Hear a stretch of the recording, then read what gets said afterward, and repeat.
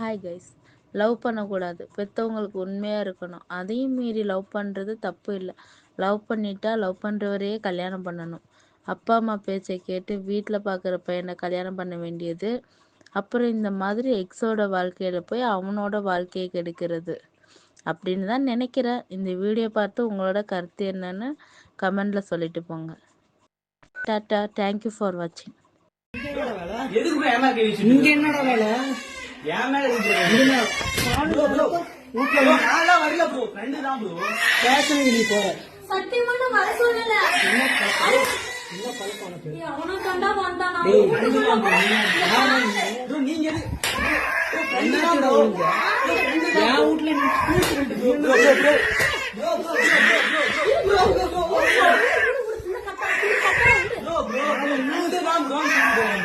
போலாம்